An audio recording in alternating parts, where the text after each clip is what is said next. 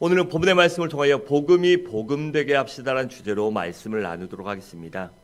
여러분, 이 오늘날 한국교회와 성도들의 위기가 어디서 왔을까요? 그것은 바로 십자가의 복음은 버리고 영광의 복음만을 추구하기 때문입니다. 오직 예수 그리스도를 통해 성공만 추구하고 축복과 형통만 추구하는 데 있어요. 그리고 이것이 예수 잘 믿는 증거라고 착각하는 데 있습니다. 여러분, 물론 예수 믿고 믿음 생활 잘하면 하나님이 함께 하시고 축복해 주십니다. 그래서 우리 믿음의 선진들의 피와 땀과 눈물의 기도로 인해서 이 땅이 이렇게 빠른 시간 내에 회복되고 전쟁과 아니면 이 식민지와 전쟁, 이 악재가 몇 번이나 겹쳤잖아요. 그런데 이렇게 잘 살게 된 것, 이렇게 좋아진 것은 바로 하나님의 축복 때문이에요. 하지만 잘 됐다고 하나님이 다 축복하신 것, 하나님이 함께 하신 것 아닙니다. 우린 그것을 분간해야 돼요. 그러다 보니 이런 축복 아니면 영광 잘 되는 거 물질적으로만 치우치다 보니 교회는 점점 세속화되고 기복화되며 계급화돼서 영적인 힘을 잃어가고 있습니다. 그러니까 오늘날 교회들이 진정한 복음을 잃어버리고 있다는 것입니다. 여러분, 한 번은 예수님께서 12살 되었을 때 온 가족이 유월절을 지키기 위해 예루살렘에 올라가셨어요. 이 유월절이 어떤 절기입니까? 유대인들에게 최고의 국가의 최고로 중요한 절기입니다. 그리고 그런 중요한 절기고 축제 기간이기 때문에 유대인들이 유월절에는요, 이 예루살렘에 오기도 하고 아니면 못 오는 사람들은 고향에 모여 우리나라 설처럼 그렇게 가족과 친구들과 만나 즐기는 절기이기도 했어요. 그래서 예수님의 부모님들도 사람들과 이웃들과 멀리 떨어진 사람들과 이 어우러느라고 예수님을 잃어버린 것조차 모릅니다. 저로서는 상상이 되지 않는 일이지만 예수님을 잃어버린 것조차 몰라요. 그리고 절개를 마치고 하룻길을 간 다음에야 예수님이 없다는 걸 압니다. 정말 정신이 어디 팔렸는지 그 아들을 잃어버립니다. 그리고 하룻길을 간 다음에 예수님이 없는 걸 알고 난리가 나서 예루살렘에 돌아와서 막 찾지요. 그러다 어디서 찾습니까? 성전에서 찾고, 그때 주님이 뭐라고 하십니까? 내가 내 아버지 집에 있는 것이 당연한 것 아닙니까? 여러분, 예수님은 하나님의 아버지 집에 있었습니다. 그런데 부모들은 그 중요한 예수님을 잃어버렸어요. 여러분, 부모가 자식 잃어버리면 정말 피가 거꾸로 솟습니다. 그런데 그 유월절이란 절기를 지키고 이웃들과 친척들과 만나고 즐기고 웃고 떠들고 하느라고 정작 중요한 아들을 잃어버린 것입니다.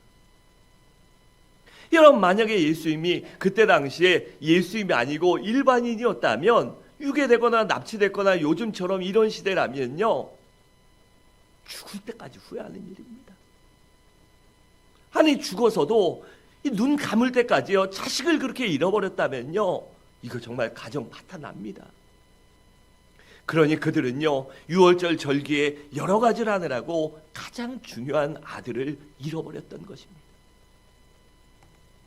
여러분, 요한계시록 2장에는 소아시아의 7교회 중에 에베소 교회가 나오는데, 이 교회는 참으로 훌륭하고 모범적인 교회였어요.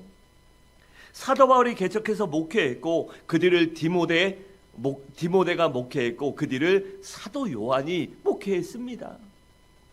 그러다 보니 그들은 말씀 훈련도 잘 되어 있고, 이단도 구별해서 이단도요, 이 교회 내에서 대적합니다. 그리고 숱한 역경과 시련도 견뎌내며 열심히 봉사와 섬김과 헌신을 할 줄 알았어요. 그러다 보니 저들은 자기 스스로는 누구보다 내가 예수를 잘 믿는다는 그러한 착각에 빠져 있었습니다. 그런데 주님께서 나중에 그들에게 뭐라고 책망하십니까? 너희가 첫사랑을 잃어버렸다. 그 첫사랑을 회복하지 않으면 내가 너희를 떠나겠다고 하십니다. 그러니까 에베소 교회가 처음에 잘하고 중간에도 잘했는데 너무 잘한다는 착각과 이 세상적인 것에 빠져서 주님을 잃어버렸다는 것입니다. 그래서 십자가의 복음을 잃어버리고 예수님을 잃어버렸다는 것이에요. 그래서 우리 성도들은 신앙생활하면서 십자가의 복음은 절대로 잊어서는 안 되는 것입니다. 그래서 우리가 복음을 잃어버리지 않고 잊어버리지 않고 내 삶 가운데 하나님의 복음, 예수의 생명의 복음을 기억하고 간직하고 내 몸에 그 흔적이 남아있음으로 말미암아 복음이 복음되게 해야 하는 것입니다. 그렇다면 복음이 진정한 복음이 되기 위해서는 어떻게 해야 할까요? 첫째로 우리가 복음을 전해야만 합니다. 여러분, 복음이란 무엇일까요? 한마디로 정의하면 예수 그리스도가 복음입니다. 그리고 복음의 핵심은 무엇이죠? 바로 예수 그리스도의 십자가의 죽으심과 부활이 복음의 핵심입니다. 여러분, 예수님께서 왜 이 땅에 오셨을까요? 그것은 바로 잃어버린 영혼을 구원하기 위해서입니다. 누가복음 19장 10절은 이렇게 말씀합니다. 인자가 온 것은 잃어버린 자를 찾아 구원하려 함이니라고 했습니다. 그러면 어떻게 해야 잃어버린 영혼들을 구원할 수 있을까요? 바로 열심히 복음을 전해야 하는 것입니다. 다시 말해 열심히 전도하는 것이에요. 그래서 예수님도 열심히 전도하셨습니다. 우리 마가복음 1장 38절과 9절을 함께 읽겠습니다. 시작.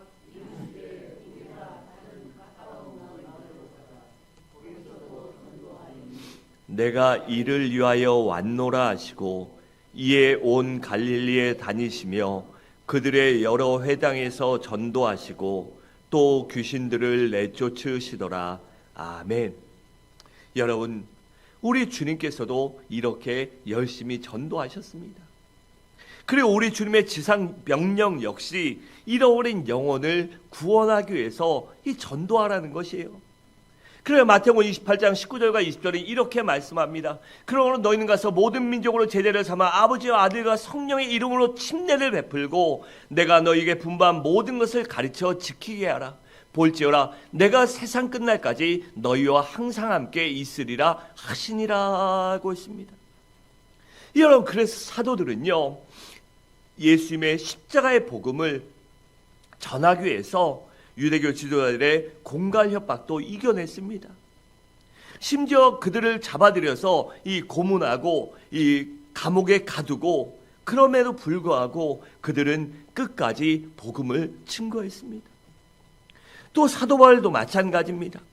그렇게 예수 믿는 사람들을 잡아 핍박하던 사도 바울이 다메섹 도상에서 예수 그리스도를 만난 후에 완전히 변화되어 새 사람이 되었습니다. 그래서 그는 때와 장소를 가리지 않고 만나는 사람마다 예수의 복음을 증거했습니다. 언제 어디서나 오직 예수 그리스도의 십자가의 죽으심과 부활과 그 영혼의 때를 증거했습니다. 그래서 사도행전 20장 24절에 이렇게 말씀합니다. 내가 달려갈 길과 주 예수께 받은 사명 곧 하나님의 은혜의 복음을 증언하는 일을 마치려 하면은 나의 생명조차 조금 더 귀한 것으로 여기지 아니하노라 라고 했습니다. 또 고린도전서 2장 2절에 보면 내가 너희 중에 예수 그리스도와 그 십자가에 못 박힌 것 외에는 아무것도 알지 아니하기로 작정하였음이라고 했습니다.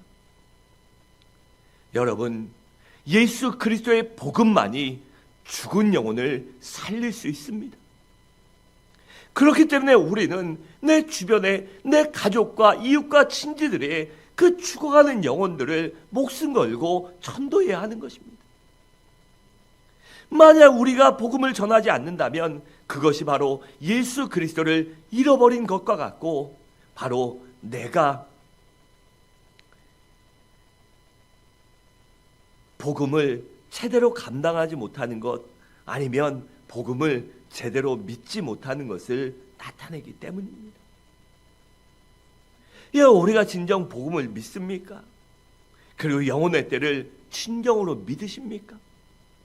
내가 하나님 앞에 상급의 심판대에 서리라 내가 그곳에서 칭찬받든 책망받든 내가 행한 대로, 내가 살아온 대로 하나님께 칭찬이든 책망이든 자랑스러운 구원이든 부끄러운 구원이든 받는다는 사실을 믿는다면 우리가 복음을 결코 잃어버려선 안 될 것입니다. 둘째로 내게 주신 십자가를 져야 합니다. 여러분, 왜 예수님께서 이 땅에 오셨을까요? 그것은 바로 십자가를 지기 위해서 이 땅에 오신 것입니다. 그리고 그 사명대로 우리 주님은 십자가를 지셨습니다. 그래 베드로전서 2장 24절에 보면 친히 나무에 달려 그 몸으로 우리 죄를 담당하셨으니 이는 우리로 죄에 대하여 죽고 의에 대하여 살게 하려 하심이라. 그가 채찍에 맞음으로 너희는 나음을 얻었나니라고 했습니다. 여러분, 이렇게 십자가에 져서 우리의 죄와 저주와 가난과 질고와 영원한 죽음을 우리 주님이 대신 짊어지고 모든 문제를 해결해 주셨습니다. 그런 주님께서 예수님을 믿는 자, 예수 믿고 구원받은 하나님의 자녀요 예수의 형제 자매인 우리 그리스도인들에게 뭐라고 하셨습니까? 너희들도 십자가를 지라고 그렇게 명령하셨습니다. 23절에 이렇게 말합니다. 또 무리에게 이르시되 아무든지 나를 따라오려거든 자기를 부인하고 날마다 제 십자가를 지고 나를 따를 것이니라 라고 했습니다. 또 마태복음 11장 29절에 보면 나는 마음이 온유하고 겸손하니 나의 멍에를 메고 내게 배우라.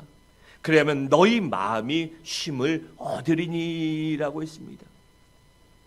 그리고 주님께서도 우리에게 날마다 자기의 십자가, 나의 십자가, 내게 주신 십자가를 지고 주님이 내게 주신 멍에를 메라고 그렇게 말씀하셨습니다. 그렇기 때문에 우리 모든 성도들은요, 주님이 내게 주신 나의 십자가를 져야 하는 것입니다. 그렇다면 이 십자가를 진다는 것이 무엇을 의미할까요? 그것은 바로 내 자신이 죽는 것을 의미하며 내 자신을 버리는 것을 의미합니다. 그래서 내가 우리 주님을 위해서 기꺼이 희생하고 헌신할 줄 아는 것을 말해요. 또한 우리 주님을 위해 기꺼이 하나님의 미랄이 되는 것을 의미합니다. 그렇기 때문에 주님의 몸된 교회를 위해 힘들고 어렵고 굳은 일을 내가 앞장서서 하는 것을 의미해요. 그래서 이름도 없이 빚도 없이 남이 알아주지 않더라도 묵묵히 내게 주신 사명을 감당하는 것이 바로 나의 십자가를 지는 것입니다. 그래서 마태복음 10장 37절과 8절은 이렇게 말씀합니다. 아버지나 어머니를 나보다 더 사랑하는 자는 내게 합당하지 아니하고 아들이나 딸을 나보다 더 사랑하는 자도 내게 합당하지 아니하며 또 자기 십자가를 지고 나를 따르지 않는 자도 내게 합당하지 아니하리라 라고 했습니다. 또 요한복음 10장 24절에 보면 내가 진실로 진실로 너희에게 이르노니 한 알의 밀알이 땅에 떨어져 죽지 아니하면 한 알 그대로 있고 죽으면 많은 열매를 맺느니라 라고 했습니다. 여러분, 그렇기 때문에 우리 그리스도인들은 내게 주신 십자가를 지는 한 알의 밀알이 되어야 하는 것입니다. 여러분, 사도 바울을 한번 보세요. 아마 이 기독교 역사상 그처럼 자랑할 게 많은 사람도 드물 것입니다. 잘난 게 갖고 있는 게 너무나 많았던 사람이에요. 날 때부터 로마의 시민권도 갖고 있었고 이방인이고 이 식민지에 있는 사람인데요, 본국의 시민권을 가졌습니다. 또 그 친척들 얼마나 대단합니까? 친척들만 잘난 게 아니라 그 가문 자체가요 대단한 사람이었어요. 또 본인도 얼마나 똑똑하고 잘난 사람입니까? 외모가 좀 빠졌지만 그것 빼고는 다 대단한 사람이었어요. 그런데 사도 바울은요 이 세상 그 무엇도 자랑하지 않았습니다. 오직 복음과 예수 그리스도를 위해 주님의 몸된 교회를 위해서 십자가를 지고 핍박받은 것, 예수의 흔적이, 복음의 흔적이 남은 것만을 자랑했습니다. 그래서 골로새 1장 24절은 이렇게 말씀합니다.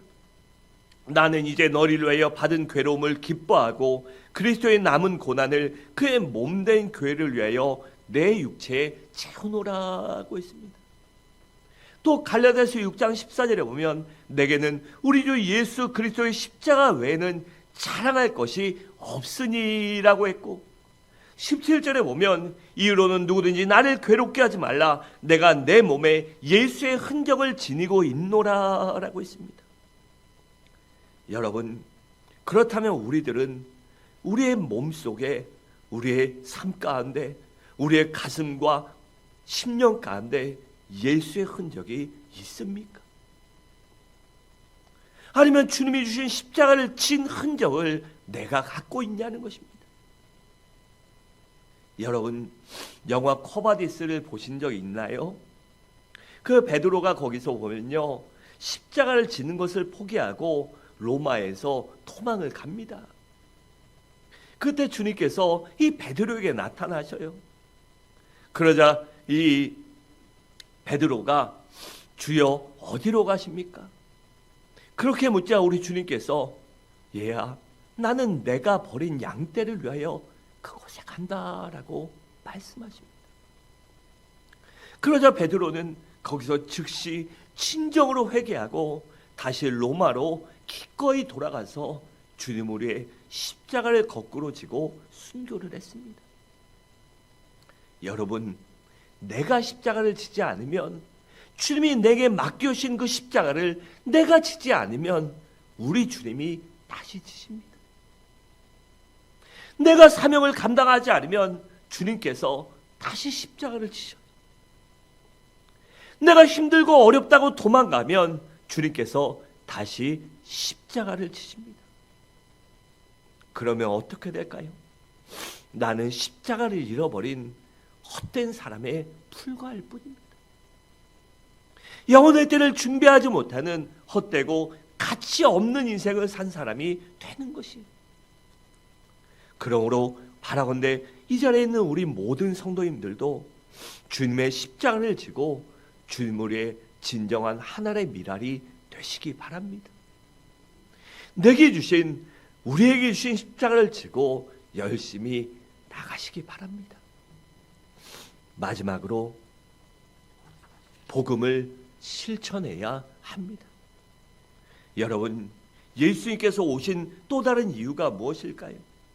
그것은 바로 고통당하고 소외당하는 자들에게 자유와 희망과 용기를 주시기 위해 이 땅에 오셨습니다.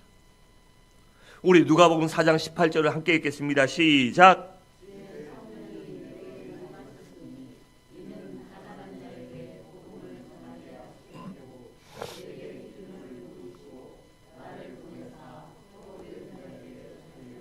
눈먼 자에게 다시 보게 함을 전파하며 눌린 자를 자유롭게 하고. 아멘. 여러분, 한 번은요, 옥에 갇힌 침례 요한이 우리 주님께 사람들을, 제자들을 보냅니다. 침례 요한이 주님이 요단강에 오실 때 주님이신 걸 알았어요. 보라, 세상 죄를 지고 가는 하나님의 어린 양이시도다라고 우리 주님을 불렀습니다. 그리고 그 주님을 위해서 자기의 제자들도 보내고요, 그랬어요. 그런데 침례 요한이 어려움과 환난을 몇 번 당하고 이제 죽을 위기에 놓이자, 그분이 주님이신가? 그런 의심이 생깁니다. 그래서 제자들을 보내죠. 그리고 이렇게 질문하게 합니다. 오실 메시아가 당신입니까? 아니면 우리가 다른 일을 기다려야 합니까? 라고 그렇게 질문을 합니다. 그러나 주님께서 마태복음 11장 5절에 보면 맹인이 보며 못 걷는 사람이 걸으며 나병한 자가 깨끗함을 받으며 못 듣는 자가 들으며 죽은 자가 살아나며 가난한 자에게 복음이 전파된다 하라라고 그렇게 침례 요한에게 대답하십니다.